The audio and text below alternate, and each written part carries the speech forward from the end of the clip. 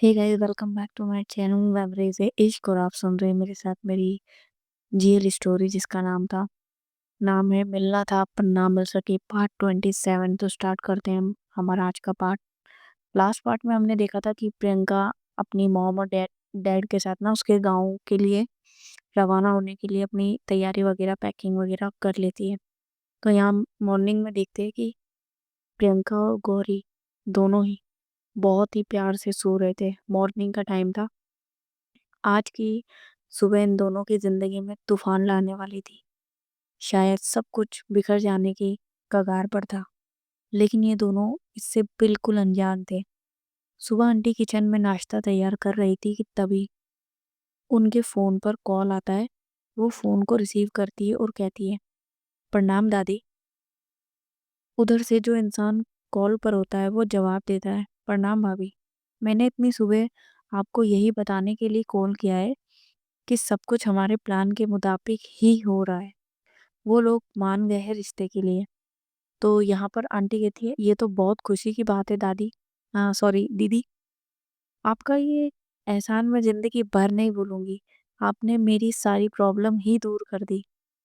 उधर से वो कहती है, ये आप कैसी बातें कर रही हैं भाभी, इसमें एहसान की क्या बात है। प्रियंका से मेरा भी खून का रिश्ता है, बुआ हूँ मैं उसकी। मैं उसके लिए जितना भी करूँ कम है, लेकिन भाभी एक प्रॉब्लम है। तो यहाँ पर ये आंटी कहती है, क्या।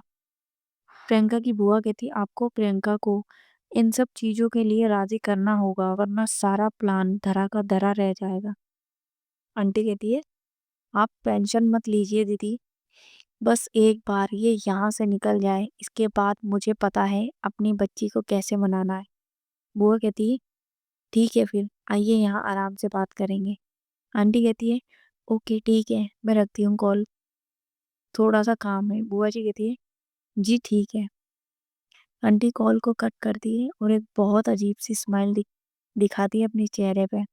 आखिर ननंद भाभी ने ऐसा कौन सा चक्रव्यूह रचा था? क्या इन दोनों का रचा हुआ चक्रव्यूह सफल हो पाएगा? इस बार सच में प्रियंका और गौरी अलग हो जाने वाली थी, हमेशा के लिए। या मैंने स्टोरी का नाम भी रखा था ना, वो बिल्कुल सही रखा था, मिलना था पर ना मिल सके। वाह, सही लग रहा है इसके ऊपर। इन सब का जवाब हम देखते हैं आगे क्या होता है। तो यहाँ पर हम देखते हैं कि आंटी आज बहुत खुश थी। वो जाकर प्रियंका का दरवाजा नॉक करती है। प्रियंका जागी हुई होती है।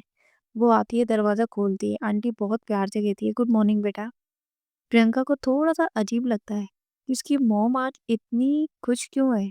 वो भी कहती है, गुड मॉर्निंग मॉम, क्या हुआ आज आप बहुत हैप्पी लग रही हो। आंटी कहती है, क्या करूँ, आज सुबह से ही एक अलग एनर्जी महसूस कर रही हूँ। ये सब छोड़ो, ये लो, मेरे हाथ का गर्मा गर्म, मेरी हाथ की बनी हुई गर्मा गर्म चाय। और ये गोरी कहाँ है।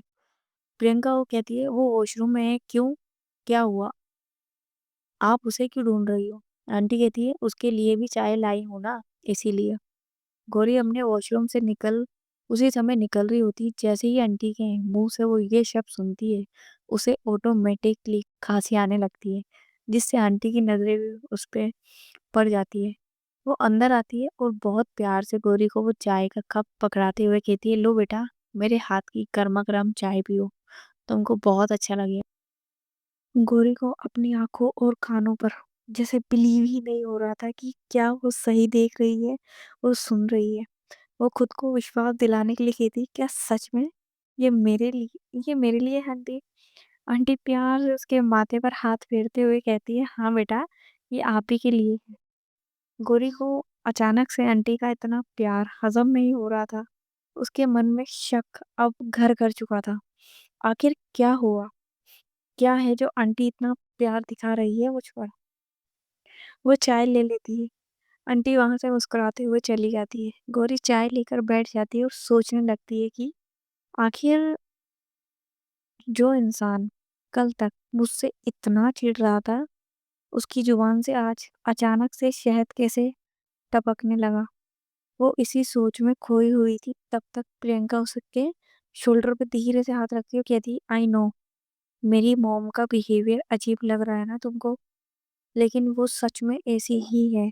पहले लोगों से रुखाई से पेश आकर उनको परखती है, फिर उनसे दिल का कनेक्शन जोड़ पाती है।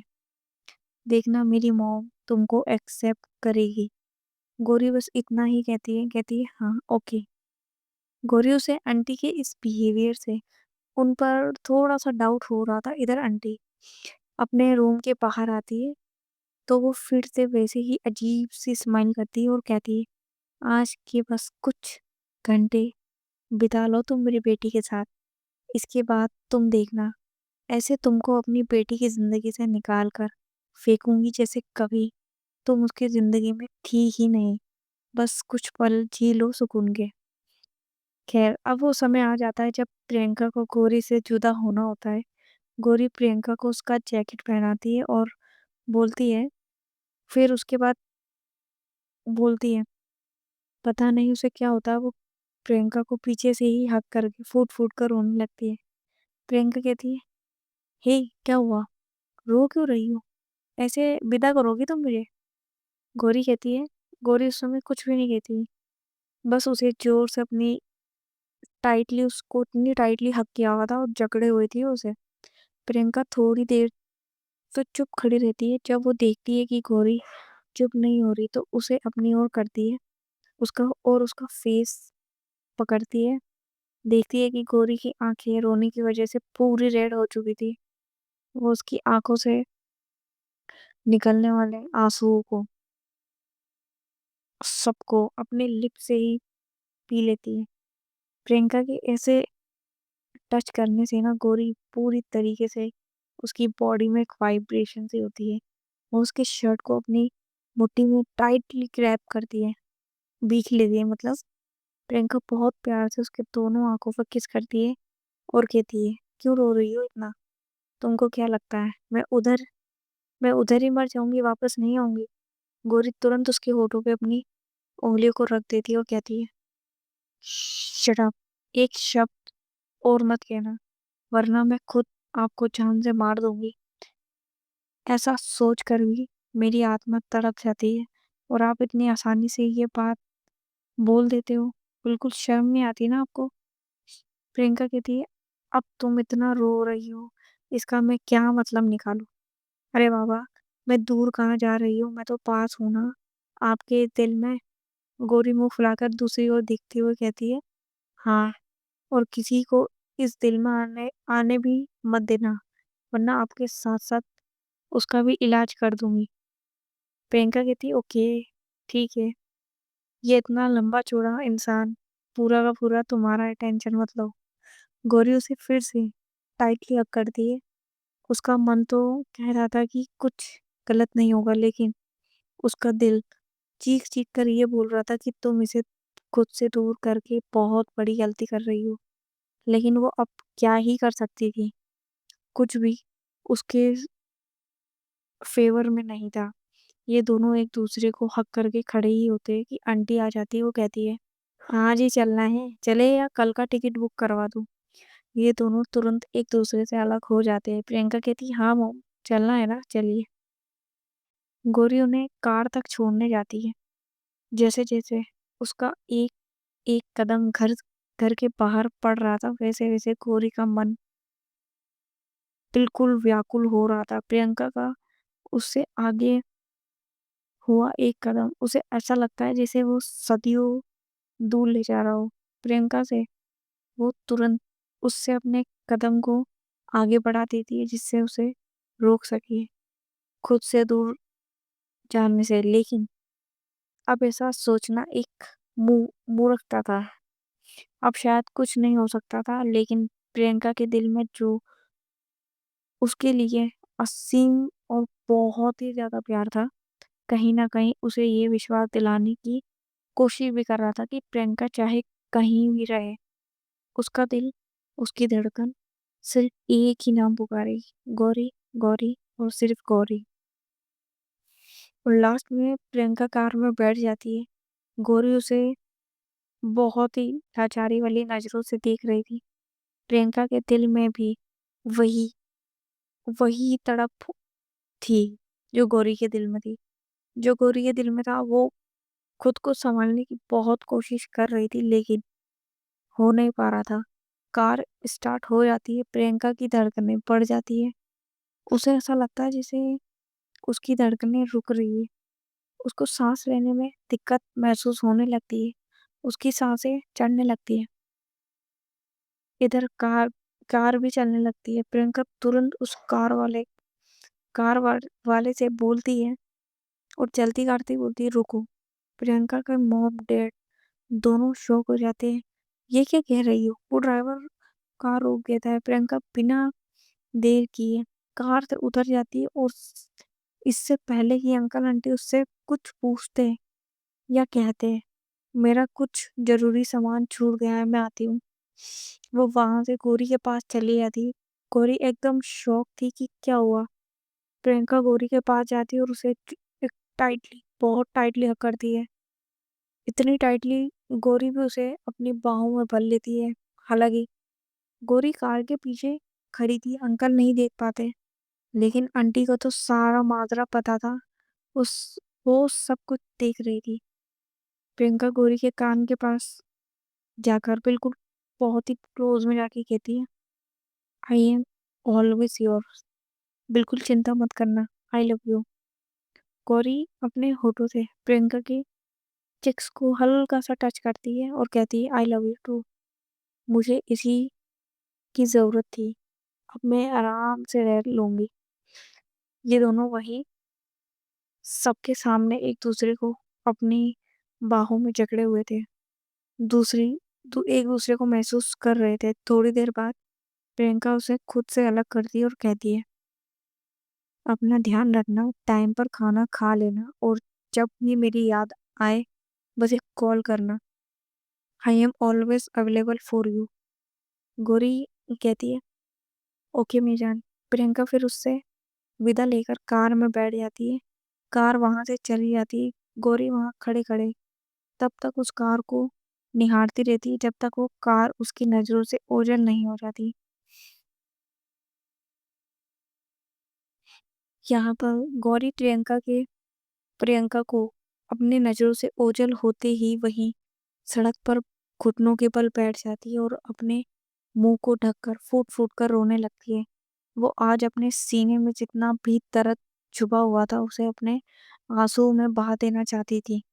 बहुत देर तक उसे होश हवास खोए वो वहीं रोती रहती है। उसे होश ही नहीं था कि वो कहाँ बैठी थी। लोग उसे बहुत अजीब नजरों से देखकर अपनी मंजिल की तरफ बढ़ रहे थे, लेकिन उसकी मंजिल का क्या?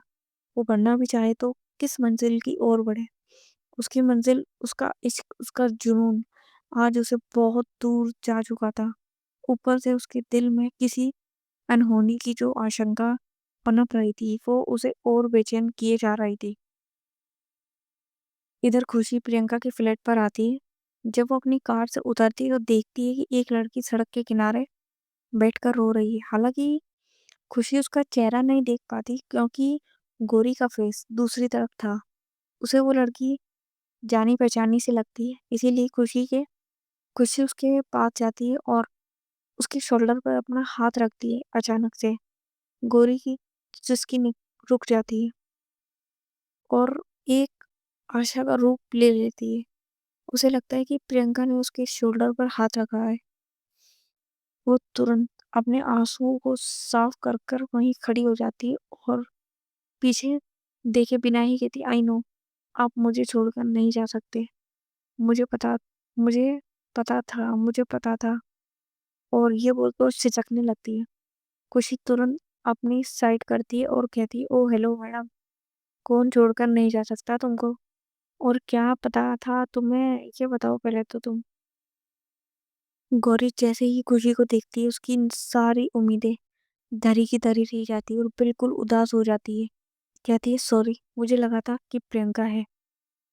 खुशी कहती है, it's okay. By the way, वो चली गई है क्या? यार मैंने बहुत कोशिश की थी टाइम पर पहुंचने की, लेकिन लेट हो गई।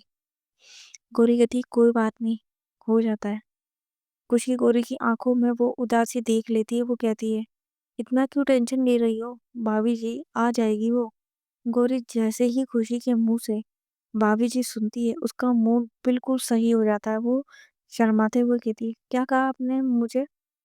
शायद सही नहीं सुना।" खुशी कहती है, "आपने बिल्कुल सही सुना है भाभी जी। अब देखा जाए तो प्रियंका की आप वाइफ हो तो उस हिसाब से हुई ना भाभी जी।"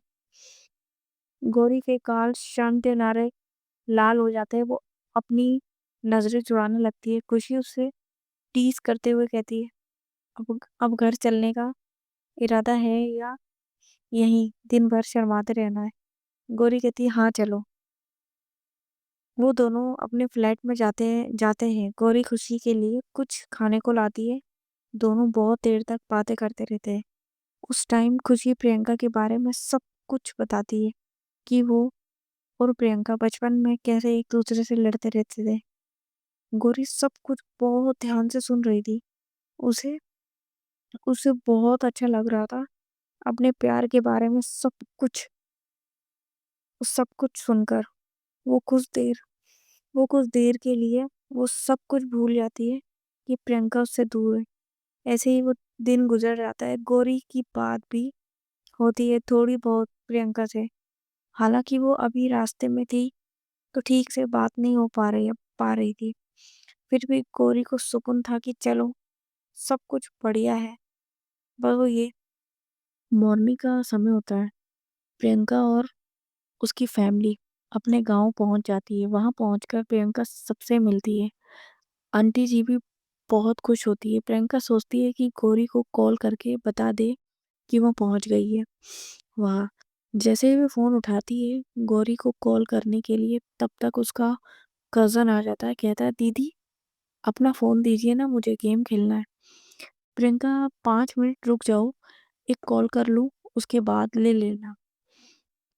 वो बच्चा जिद करने लगता है कि मुझे अब भी फोन चाहिए। आखिरकार ना चाहते हुए भी प्रियंका अपना फोन उसे दे देती है। वो बच्चा फोन लेकर चला जाता है और उस घर के एक फैमिली मेंबर को वो फोन दे देता है। वो फैमिली मेंबर प्रियंका का फोन और लेकर जाता है और जाकर एक पानी से भरी बाल्टी में डाल देता है। इधर दोपहर का समय होता है। गौरी प्रियंका के कॉल का वेट कर रही थी। जब उसे रहा नहीं जाता तो वो प्रियंका को लेकिन प्रियंका का फोन तो पानी में जाने की वजह से स्विच ऑफ हो गया था। गौरी कई बार कॉल लगाती है लेकिन फोन ऑफ होने की वजह से घब और गौरी जब बहुत ज्यादा पैनिक करने लगती है, उसे ऐसा लगने लगता है जैसे उसकी आशंका सच साबित होने वाली है। खुशी जब गौरी को इतना परेशान देखती है तो पूछती है कि क्या हुआ है, सब ठीक तो है ना? गौरी घबराते हुए कहती है, "नहीं, कुछ भी ठीक नहीं है। इनका फोन लग ही नहीं रहा है, वो स्विच ऑफ बता रहा है। मुझे कुछ सही नहीं लग रहा।" खुशी उसको शांत कराते हुए कहती है, "इतना क्यों टेंशन ले रही हो यार? हो सकता है वो वहां पहुंची हो तो फोन चार्ज करना भूल गई हो, या फिर ये भी हो सकता है कि वहां लाइट ही ना हो। वैसे भी गाँव में लाइट की बहुत प्रॉब्लम होती है।" गौरी कहती है, "हो सकता है, लेकिन पता नहीं क्यों मेरा दिल बहुत घबरा रहा है।" खुशी कहती है, "डोंट वरी, वेट कर लो, शाम तक शायद लग जाए कॉल।" गौरी कुछ नहीं बोलती। वो भी सोचती है शायद खुशी सही बोल रही है, मैं वेट करके देख लेती हूँ। इधर हम देखते हैं कि जब बहुत देर हो जाती है तो प्रियंका अपना फोन ढूंढने लगती है। वो अपने कजन से पूछती है, "शिव, फोन कहाँ है मेरा? दो, अर्जेंट कॉल करना है मुझे।" वो बच्चा कहता है, "दीदी मुझे याद नहीं है मैंने कहाँ रख दिया।" प्रियंका कहती है प्रियंका कहती है, "क्या मतलब है नहीं पता का? मैंने तुझे ही तो अपना फोन दिया था।" वो बच्चा कहता है, "हाँ दीदी मैंने लिया तो था लेकिन याद नहीं है। आप ढूंढ लो ना, मैं जा रहा हूँ, मुझे खेलने जाना है।" वो वहां से चला जाता है। प्रियंका थोड़ा परेशान हो जाती है कि आखिर उसका फोन कहाँ है। वो चारों तरफ ढूंढती है, उसे नहीं मिलता। धीरे धीरे सब लोग उसका फोन ढूंढने में लग जाते हैं और जिस इंसान ने उसका फोन गायब किया था वो अलग खड़ा होकर मजे ले रहा था। सब ढूंढ ही रहे होते हैं कि तब तक प्रियंका की बुआ की लड़की उसे उसी बाल्टी से उसका फोन निकालती है और पूछती है, "ये किसका फोन है और ये बाल्टी में क्या कर रहा है?" प्रियंका जैसे ही फ़ोन देखती है बिल्कुल हैरान रह जाती है। सो गाइस आज का पार्ट मैं यहीं पे ख़त्म करती हूँ। आई होप आपको स्टोरी अच्छी लग रही होगी। तो यार सब्सक्राइब कर दो, लाइक भी करना और कमेंट भी करना। और मेरी जो न्यू स्टोरी है वो भी आने वाली है, बट कुछ ये प्रॉब्लम हुई है कि मेरा चैनल प्रोसेस में जा रहा है, प्रोसेस में गया है। तो प्रोसेस में जाने के कारण ना अब ये मुझे बोल रहा है कि मेंबरशिप वाले लोगों के लिए ही आप मतलब वीडियो अपलोड कर सकते हो। तो अगर आप लोगों ने मेंबरशिप नहीं ली है तो आप ले लो, क्योंकि मेरे जो न्यू पार्ट्स हैं ना न्यू स्टोरी के, वो उसी पर आएँगे। और ये वाले भी कई पार्ट मेरे उसी पे आएँगे, तो आप वहाँ पर देख सकते हो। तो अब आप समझ समझ लो यार, मेरी भी परेशानी है और मेरे को भी मज़ा नहीं आ रहा ये करने में। अब मैं कुछ नहीं कर सकती, मेरे हाथ में कुछ नहीं, सब कुछ यूट्यूब के हाथ में है। तो इतना ही बोलूँगी कि आप लोग वहाँ पर भी देख सकते हो। और अगर मैंने ज़्यादा पब्लिक करी, तो हो सकता है मैं और ये दोनों गायब हो जाएँ।